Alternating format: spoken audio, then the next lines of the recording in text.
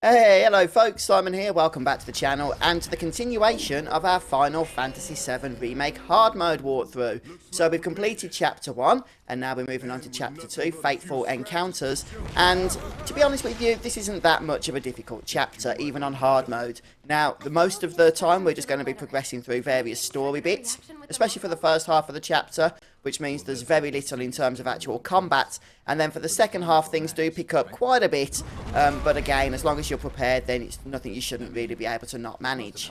So I'm going to be giving you all the tips and strategies to get you through today, and don't forget guys, I do live stream Final Fantasy VII Remake Hard Mode on Twitch, so please do come and jolly on over and maybe drop a follow over there, and it's always good fun when we do those live streams. We have a good bit of banter in chat, and you get to see me die a lot more than you do in these videos since these are heavily edited. Okay, so let's move ahead to the first battle and I'll start sharing some of my setup with you. Thank you for holding. We are currently in a story queue and will progress through the chapter as quickly as possible.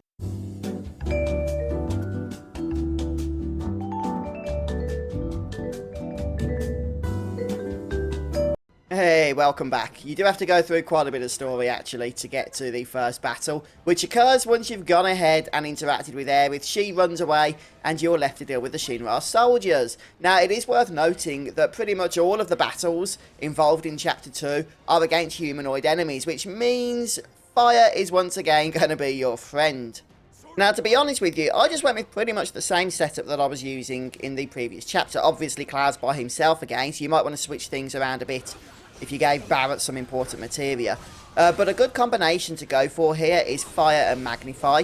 And that's because, as I say, first of all, the enemies are weak to fire, and that pretty much, I believe, is every enemy in this chapter. But also, most of the enemy encounters that you're going to come across are going to be quite large groups. So being able to dispatch them with that Fire Magnify combination is just going to help you on your way. And the other thing as well is there's no big boss fight at the end of this chapter. There is quite a tough challenge with a stronger enemy, but no actual boss battle, which means you don't need to conserve MP for that, as perhaps we did a little bit in Chapter 1 before the Scorpion Sentinel.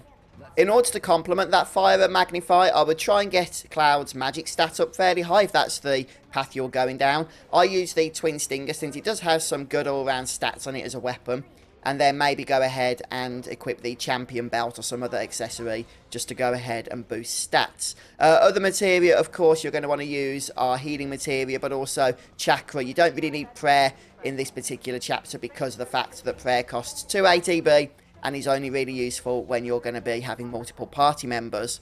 First Strike is a treasure as always. Make sure you have that equipped. Being able to open battles with, you know, a fire spell or something, or a triple slash or something along those lines is just going to really speed things up. And you know, you can end a lot of battles even before they begin using First Strike materia. That's a bit of an overstatement, but you know what I mean. Which obviously is just going to mean that you're going to have less deaths and just get through these chapters again a little bit faster. Right, magic up materia, general stat boosting materias, HP up, MP up, all of that good stuff. Just slot as much of it as you can afford to do, depending on how many free slots you have, and you should be good to go. If you've got the space, you might want to go for Fire Magnify in 1 or in 2 weapon slots, and then also Fire Elemental materia in another 2 weapon slots, as long as they're connected.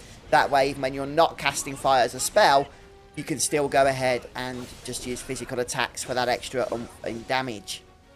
Now, one of the good things about this chapter as well is there is quite a few Shinra crates scattered all over the place. And don't forget, Shinra crates are just a fantastic way of replenishing MP on hard mode. Mainly because they're pretty much one of the only ways that you can do so. So, yeah, you know, once you go ahead and finish battle, just have a look around for some of those crates. And then just try and keep your MP topped up as much as you can. Now, when you get to this fountainy type area, you are going to notice that there's a lot of enemies you're going to have to fight without a rest in between. So just try and keep on your guard here. Some of the shock troopers are going to be the tougher enemies that you fight in this particular section. But they are the same enemies that we fought at the Mako reactor. So as long as you could handle them then, you shouldn't have too much of an issue handling them now. Of course, Cloud is by himself, which makes things a little bit trickier. But by this point, you know, you should have some very strong setups and abilities up your arsenal to really take care of them very quickly. Don't forget as well, you do have access to Ascension, and with the right setup you can have that build up quite quickly in terms of your limit break, so that will make short order of pretty much any of the foes in this chapter. And I didn't get it for it to spawn myself, or the summon timer to pop up for myself, but that is possible to happen as well, so make sure you have Ifrit equipped. Or if you need to go a little bit more defensive and you have access to it, then Carbuncle can be a good choice as well. Once you've gone ahead and scoured some of the rooftops and climbed up and down the various ladders, you'll begin to encounter enemies that have the shields, so the riot troopers and what have you. Now this is where Fire Magnify is really going to come into its own, because yes, you can still pummel them down with physical attacks, but of course you are going to have to either stagger them first or manage to get behind them. But Fire Magnify, yeah, it doesn't even bother with any of that. A single cast of it and they'll be on the floor, either dead or very low on health, so that you can you know, just unleash whatever else you want to unleash against them. Then just continue to progress through the area. Make sure you just stay topped up on health. Best to do so in battle if you can, so that you can use that MP3 chakra rather than having to use cure spells out of battle. And as you progress towards the end of this chapter, you're going to face off against the final challenge, which in this case is a bunch of the enemies you've already been killing, so you should be used to those, but also the Huntsman joins the battle as well. Now there's only one Huntsman here, and he is quite a challenge, so just make sure that you stay on your toes, because I think in this encounter I do actually almost die at one point, but I do manage to get I think it's a Fire Magnify off just at the right moment in order to kill some of the ads. So that's what I'm going to recommend you do straight from the get-go, really. Just start unleashing Fire Magnify spells, either with Fire or with Fire Gar, but if you've got a high magic stat, then Fire should do just fine. And just try and stay on top of Cloud's HP. Remember, ATB is also something that you're going to really want to try and keep up, because if you don't have ATB, there's not pretty much anything you can do once Cloud's about to die and he's got a whole load of enemies on him. So yeah, just try and stay on top of things, as I say, and just keep those Fire Magnifies handy to clear some of the ads. And then the Huntsman doesn't pose that much of a challenge, in my opinion, once you've got him by himself. Now, he does have one attack that he'll tend to cast if you hit him while his shield is raised, and that's called Stun Baton, which does a lot of damage. So just try and stay at range from him when he's doing that. As you can see here, this is where I have that hairy moment and almost die. But fortunately, the Fire Guard there is enough to go ahead and just get rid of those extra enemies, so that I can then throw a Cure Guard on Cloud and just get straight back into the battle with the Huntsman solo. Now, I decided when the Huntsman was by himself here to try and get a little bit clever, start using Counter Stance. And don't get me wrong, Counter Stance is a very powerful ability, one of my favourite abilities, in fact.